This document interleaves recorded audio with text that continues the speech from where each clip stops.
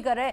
हम अपनी सेना से क्यों नहीं पूछ रहे कि उनके ड्रोन आए, उनके मिसाइल आए, यहाँ पर बड़ी तबाही हो गई। यहाँ तक कि पाकिस्तानी सेना के हेडक्वार्टर से 5 किलोमीटर दूर ही चकलाला एयरबेस पर कैसे तबाही हो गई, इस पर कोई सवाल क्यों नहीं। साथ ही साथ कह दिया बलूचिस्तान में लोग सड़कों पर आ रहे हैं, वहां से मेहरंग बलोच को उठा लिया गया, बातचीत का कोई स्कोप यहाँ नहीं छोड़ा गया। साथ ही आईना दिखाते हुए ये भी कह दिया कि इमरान खान के पीछे भाई क्यों पड़े हो, वो तो ऑलरेडी जेल में है। यानी यहाँ जो जरूरी मुद्दे हैं उनसे डीफोकस करने का काम लगातार पाकिस्तानी फौज और सरकार कर रही है। और इसीलिए मुझे लगता है जो झूठा जश्न मनाया गया अपनी जीत का, वो भी आंखों पर पट्टी बांधने के लिए था।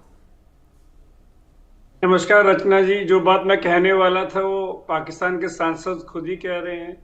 रचना जी, पाकिस्तान जो एक मुल्क है, जो एक देश है, वो सिर्फ युद्ध और हनूद की नफरत पे पैदा हुआ था, क्योंकि अपनी तो कोई आइडियोलॉजी थी नहीं। तो अब हिंदुओं को नीचे कैसे लाया जाए, मतलब आज 2025 में भी वो फाइनेंशियल ये पॉलिटिकल क्राइसिस में नहीं है, आइडेंटिटी क्राइसिस में है। 47 के बाद 2025 में भी वो अपना वजूद और अपनी पहचान ढूंढ रहे हैं कि हिंदू मुसलमानों के साथ नहीं रह सकते। तो आज भी उन्हें समझ ही नहीं आ रहा कि वो आए क्यों थे। मतलब पहले मैं कहा करता था कि ये जो दहशतगर्दी है उसके पीछे वर्दी है, अब वो भी नहीं है। जैसे आलोक जी ने बताया कि जिस तरह पाकिस्तान की सेना के बड़े अफसर दहशतगर्दों को पाकिस्तान का झंडा करके नमाज जनाजा पढ़ रहे हैं, तो अब तो मैं कहता हूं कि ये दहशतगर्द हैं जिन्होंने सेना का मुखौटा पहन रखा है। पाकिस्तान अगला नॉर्थ कोरिया बनने जा रहा है। रचना जी, मैं पहले कहा करता था कि पाकिस्तान में जमहूरियत तो आएगी नहीं, तो अगर हो सके तो उनको एक अच्छा जर्नैल या अच्छा मौलवी मिल जाए तो शायद कुछ हो। अब यहाँ तो जो इनका नया जर्नैल 5 स्टार जर्नैल है, जिसे खुद ही शीशे के सामने खड़े होकर अपने आप को जर्नैल बना दिया, उसमें तो दोनों के भरपूर अवगुण हैं। अब मैं आपको 6 पॉइंट में बताता हूं कि पाकिस्तान की सेना ने पाकिस्तान के लोगों को क्या गिफ्ट दिया है। पहली बात, 25 दफा वो IMF के पास गए हैं। 2024 में पाकिस्तानी सेना का बजट $10.2 बिलियन था और अभी $2.1 बिलियन की जो किस्त लास्ट आनी है इनको, जो भी हफ्ता पहले हुई है। Army, banking, real estate, agriculture, manufacturing में है। एक वर्ड है मिलबिस, जो पाकिस्तान में कहते हैं, जो मिलिट्री जिस बिजनेस में है। रचना जी, 2.1 बिलियन ये भीख कटोरा लेके मांग रहे हैं और पिछले साल 26.5 बिलियन रेवेन्यू था पाकिस्तान की ये दहशतगर्द आदमी जो कि व्यापार करती है। जो भी मेजर जनरल वहां रिटायर होता है उसे 240 एकड़ से ऊपर का लैंड दिया जाता है और वो हर प्राइवेट कंपनी में अपनी पोस्टिंग करवाते हैं।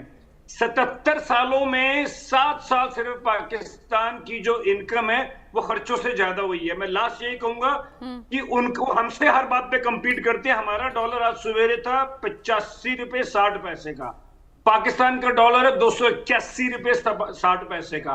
और अभी जनरल साहब ने बोला कि उनके डेलीगेशन जा रहे हैं।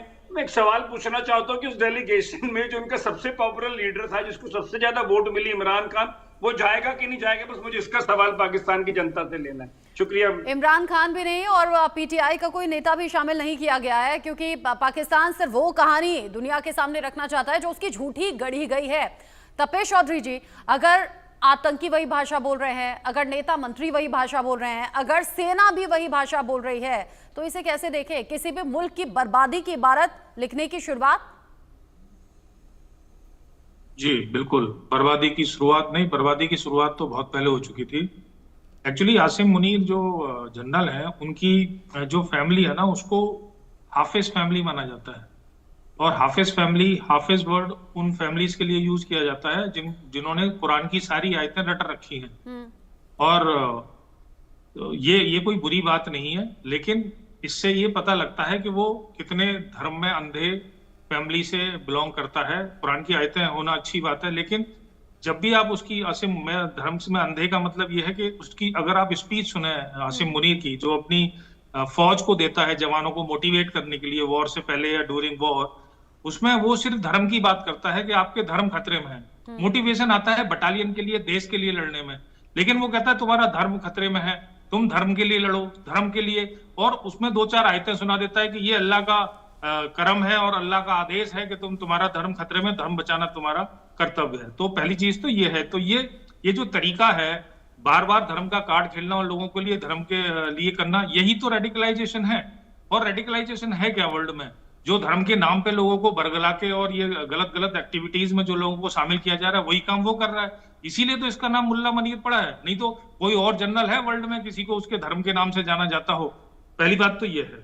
दूसरी बात ये है कि जब हाफिज आसिफ मुनी ने पूरी अपनी जनता को ये बेवकूफ बनाया कि हम वॉर जीत गए, जगह जगह रैलियां निकाली, चलो ठीक है, आपने उल्टे सीधे सबूत दिखाए, जनता भी ऐसी है कि अपने जनरल की बात मान लेती है, ऐसी बात नहीं है कि उसको क्वेश्चन नहीं किया जा रहा, क्वेश्चन भी किया जा रहा है। पर जब अब पानी नहीं मिल रहा तो अब ये कौन सा कुआं खोदेगा और अब अपनी जनता को क्या बताएगा कि मैं पानी क्यों नहीं लेके पा रहा? चलो लड़ाई तो तुमने जीत ली, तब पानी कैसे लेके आओगे? और पानी नहीं लेके आओगे तो वैसे ही तुम्हारे यहाँ भुखमरी है, तो अनाज कैसे पैदा होगा? अनाज कैसे पैदा नहीं होगा तो फिर तुम अनाज कैसे पैदा कर लोगे और क्या खिला दोगे लोगों को? तुम्हारी तनख्वाह, तुम अपनी तनख्वाहें तो जैसे तैसे निकालते हो, मिलिट्री के कंपनियों चला के और अफीम का धंधा करके और बहुत सारी गलत एक्टिविटियों में शामिल होगे। तुम्हें अपनी तनख्वाह निकालने के लाले पड़े हुए, तुम देश को क्या खिला दोगे? तो ये देश जो है बहुत गलत राह पे चल पड़ा है और इसीलिए मैंने सुना कि बलूचिस्तान और कल वो होम मिनिस्टर के घर में आग लगा दी और अनाज के ट्रक लूट लिए गए। ये सब उसी का ये होगा ही और आने वाले और दिनों में बढ़ेगा भी। जहां पानी की किल्लत हो जाएगी, जहां लोगों के लिए खाने की किल्लत हो जाएगी, 2 वक्त की रोटी नहीं जुटेगी, तो फिर यही होगा। मंत्री का घर तोड़ दिया गया, आग लगा दी गई और अब ये चीजें और ज्यादा बढ़ेंगी, क्योंकि यहाँ सवाल पेट का है, सवाल भूख का है। हर किसी घर के मुखिया पर यह प्रेशर है कि उसे 2 वक्त की रोटी जुटानी है, अपने परिवार को पालना है। आलोक सर, अभी थोड़ी देर पहले जो आपने कहा, फील्ड मार्शल नहीं, फील्ड मार्शल कहा जा रहा है, और वो सिर्फ भारत के जरिए नहीं बल्कि वैश्विक स्तर पर कई देश हैं जो मान रहे हैं। मौलाना मुनीर को ये किस बात का इनाम मिला? मतलब कैसे प्रमोशन हो गया जबकि हार हुई है, बुरी तरह से पाकिस्तान को पटखनी मिली है? साथ ही साथ जो अलग अलग जगह विद्रोह की आवाज उठ रही है, जहां पाकिस्तानी फौज को घुटनों पर आना पड़ रहा है, ये कहिए टकराव बहुत ज्यादा, बलूचिस्तान हुआ, सिंध हुआ, खैबर पख्तूनख्वा हुआ, पीओके हुआ, और टीटीपी से जो लड़ रही है पाकिस्तानी फौज वो अलग लड़ रही है। मतलब इतनी ज्यादा बैकफुट पर होने के बावजूद ये प्रमोशन किस बात का? देखिए रचना जी, ये हास्यास्पद है। खुद ही अपना पद, कल हम अपने आप को कहते मैं चेयरमैन हो गया हूं, मैं वर्ल्ड में, मतलब मुझे प्राइम मिनिस्टर ने बना दिया है, भारत रत्न दे दिया है, उस तरह का है। हाँ। क्योंकि वो खुद, हम इसलिए नहीं कह सकते कि हम उस तरह की स्थिति में नहीं है, लेकिन वहां उल्टा है।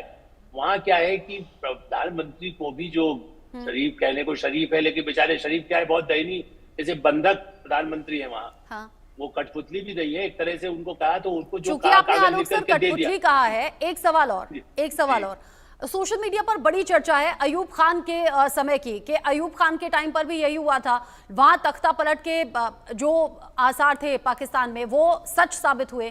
क्या इस बार भी कहीं तख्ता पलट तो नहीं होने वाला है? ये भी मुझे बताइएगा। बिल्कुल आपने ठीक कहा, ये बाहर चर्चा नहीं है। हमने अयूब खान नहीं, आप जनरल मुशर्रफ को याद करिए ना, नवाज शरीफ को ऊपर लटका दिया था। हाँ। जनरल मुशर्रफ, वो तो आप अयूब खान के समय चलिए, हम और आप नहीं उस तरह में उतना देखा हो, ये जनरल मुशर्रफ को तो हमने देखा है क्या हालत किया था उन्होंने।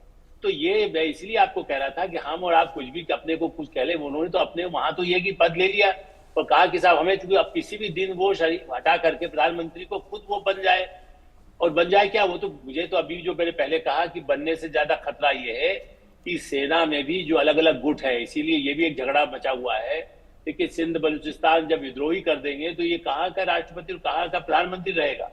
मेरा ऐसा मानना है कि मुनीर बहुत खतरे में है, और ऐसी स्थिति में उसने जो आपने कहा कि अपना प्रमोशन वो दुनिया में दिखाने के लिए डेकोरेशन लगा लीजिए, लेकिन सही माने में पूरी भारत पाकिस्तान की जनता जानती। कल भी हम चर्चा कर रहे थे अपने कार्यक्रम में, तो मेरा कहता है जश्न मनाने के लिए, आप जानते हैं ना, किराए के टट्टू ला करके भी लोग जश्न मना लेते हैं। आप हमारे यहाँ तो मतलब नहीं, भारत पाकिस्तान या दुनिया में कहीं भी आप कहिए ये 10 लाख रुपया है, आप इतने लोग लेके आ जाइए, तो लोग ले आते। वहां तो और गरीब मुल्क है, वहां तो आपने अभी रेट बताया लाली जी ने, वहां मैंने आप लोगों को दाना नहीं है, 500-500 रुपए का मैंने आटा मिल रहा है, तो वो उनको कहेंगे लो 500 रुपया लो, कहो कि जनरल मुझे सबसे ज्यादा महान है, देवता है, अल्लाह यही देन है। तो मेरा ऐसा मानना है कि ये जो अपनी वो बना रहे हैं वो एक अंतिम हथियार है, और वो या तो सत्ता पर कब्जा कर लेंगे और या निकल करके भाग जाएंगे। 2 ही विकल्प है। भारत से लड़ने की स्थिति में अब नहीं है, ये सेना भी समझ चुकी है। चीन के पास वो जाकर भीख मांग रही है, उनके मंत्री लोग, उनके लोग कल भी गए हैं, तो चीन उनको ज्यादा जो हथियार देता है वो भी ऐसे है जो घिसे पिटे हैं, जो भारत उसको निपटने के लिए सक्षम है। ऐसी स्थिति में युद्ध न करके, हाँ आतंक को अभी भी मैं ये मानता हूं, इसीलिए भारत ने कहा है कि सिंदूर ऑपरेशन खत्म नहीं हुआ है। जो भी कुछ करेगा तो उसके बाद जमीन के अंदर भी जगह शायद कहा रसातल में, जिसको हमारे यहाँ होता था ना पाताल लोक जहां होगा, वहां शायद जगह वहां भी नहीं मिलेगी, क्योंकि तब तक तो टुकड़े टुकड़े हो जाएंगे। ऐसी स्थिति में ये खतरा उनको दिखाई दे रहा है। हाँ। अगला यदि हुआ और तब वो आतंकवादी कोई गतिविधि करेंगे तो आत्मघाती दस्ते की तरह अच्छा, इस पूरी सिचुएशन में पाकिस्तानी